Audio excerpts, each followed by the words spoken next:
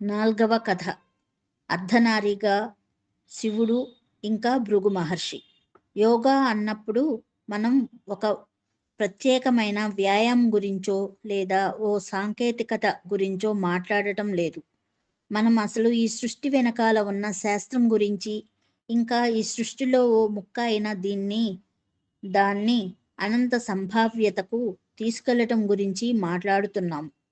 మనం జీవితంలోని ప్రతి అంశాన్ని ఓ అనంతమైన అవకాశంగా చేసుకోగలిగేలా చేసే ఓ శాస్త్రం ఇంకా సాంకేతికత గురించి మాట్లాడుతున్నాం. శివుడు సప్తఋషులకు యోగాన్ని అందజేయటం, ఇంకా ఈ ఉనికి యొక్క స్వభావం గురించి తెలియజేయటం మొదలుపెట్టినప్పుడు ఓ అందమైన సంఘటన జరిగింది.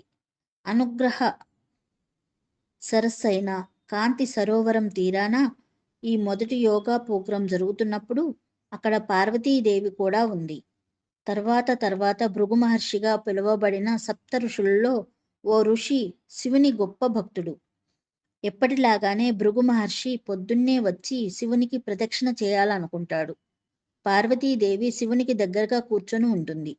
అయినా సరే భృగు మహర్షి వాళ్ళిద్దరి మధ్య నుండి వెళ్తూ శివునికి ప్రదక్షిణ చేస్తాడు. అతను కేవలం శివునికి మాత్రమే ప్రదక్షిణ చేయాలనుకుంటాడు, పార్వతీదేవికి కాదు. శివుడికి అతను ఇలా చేయటం ఆశ్చర్యంగా అనిపిస్తుంది. కానీ పార్వతీదేవికి అలా అనిపించదు. తనకలా చేయటం నచ్చదు.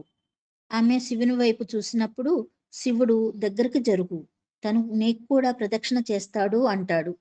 పార్వతీదేవి పక్కకు జరుగుతుంది. ఇప్పుడు భృగు మహర్షికి కేవలం శివునికి మాత్రమే ప్రదక్షిణ చేస్తూ వెళ్లేందుకు వారి మధ్య తగినంత చోటుండదు. దాంతో అతను ఓ ఎలుక రూపంలోకి మారి పార్వతీదేవి చుట్టూ కాకుండా కేవలం శివుని చుట్టూనే ప్రదక్షిణలు చేస్తూ ఉంటాడు. దాంతో పార్వతీదేవి చికాకు పడుతుంది. ఆమెను సంతోషపెట్టడం కోసం శివుడు ఆమెను తన ఒళ్ళో కూర్చోబెట్టుకుంటాడు. భృగు మహర్షి ఓ చిన్న పిట్ట రూపంలోకి మారి పార్వతీదేవి చుట్టూ కాకుండా కేవలం శివుని చుట్టూనే ప్రదక్షిణ చేస్తాడు. ఈ పాటికి పార్వతి రగిలిపోతూ ఉంటుంది. కాబట్టి శివుడు ఆమెను తనలోకి లాగి తనలో ఓ భాగంగా చేసుకుంటాడు. అంటే ఆయనలో ఓ భాగం పార్వతి అవుతుంది, మరో భాగం శివునిగా ఉంటుంది. అతను అర్ధనారి అవుతాడు. ఇది చూసిన భృగు మహర్షి ఓ తేనెటీగ రూపంలోకి మారి కేవలం కుడికాలు చుట్టూ మాత్రమే ప్రదక్షిణ చేస్తాడు. భృగు మహర్షి యొక్క చిన్నపిల్లవాడి తరహా భక్తి అమోఘం. కానీ అదే సమయంలో శివుడు భృగు మహర్షి తన భక్తిలో పడి ఈ సృష్టి యొక్క అంతిమ స్వభావాన్ని తెలుసుకోవడంలో విఫలం అవ్వకూడదనుకుంటాడు. కాబట్టి అతను సిద్ధాసనంలో కూర్చుంటాడు. భృగు మహర్షికి కేవలం ఓ కాలికి గాని లేదా శరీరంలోని ఒకే భాగానికి కానీ ప్రదక్షిణ చేసే మార్గం ఉండదు. ప్రదక్షిణ చేయాలనుకుంటే తను స్త్రీత్వం ఇంకా పురుషత్వం ఈ రెండు సూత్రాలకు ప్రదక్షిణ చేసి తీరాలి.